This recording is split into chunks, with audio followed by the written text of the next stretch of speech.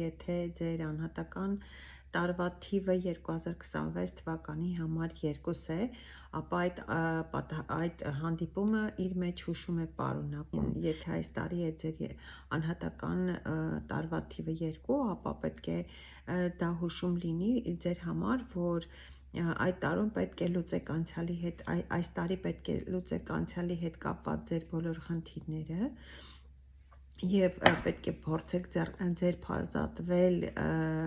անցյալի հուզական կախվածությունից, դա լինի հիշողություններ, լինեն ինչ-որ երևույթներ, որոնք ձեր հոգին խոցում են կամ հուզմունքի աստիճան ձեզ փխրուն են դարձնում, ապա պետք է նաև կարողանաք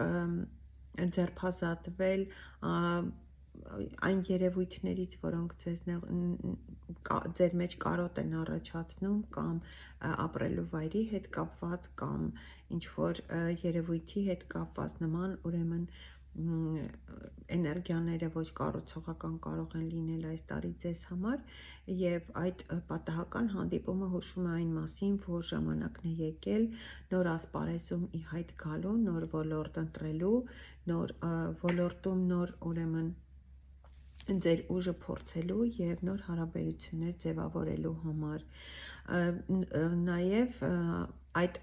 գործընթացի ժամանակ շատ կարևոր է, որ դուք համբերություն դրսևորեք և եթե փորձում եք փոխել ձեր մասնագիտությունը կամ բնակավայրը, ինչ-որ փոփոխություն եք նախատեսում ձեր ուրեմն կյանքում 2 թվի էներգիայի տարվա ընթացքում, ապա պետք է մեծ համբերատար լինեք և փորձեք պատահած ուրեմն խոչընդոտները համբերությամբ հաղթահարել։ Անհատական 2 թվի դեպքում պետք է հաշտվեք նաև ձեր տվյալ պահին ունեցած ներկա իրավիճակի հետ, ներկայում ինչ որ ունեք, պետք է փորձեք գոհ լինել դրանից և չդժգոհել այնինչ այդ պահին կա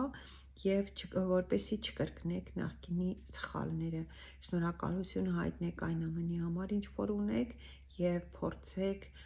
ուրեմն ձերբազատվել այդ ոչ կառուցողական էներգիաներից, որոնք կարող են ձեզ մոլորեցնել։ Սա ուրեմն 2-րդ թվի այն մասին էր, որ պատահական մարդկանց երբ հանդիպում ենք, դա պատահականություն չէ, առավել ևս, երբ որ այդ հանդիպումը տեղի է ունեցել ձեր անհատական տարվա 2 թվի էներգիաների ազդեցության տակ։ Ձեզ հետ թվային հոգեբան թվագետ Արմինե Գրիգորյանն էր, եթե ունեք հարցեր, խնդրում եմ գրեք մեկնաբանություններում։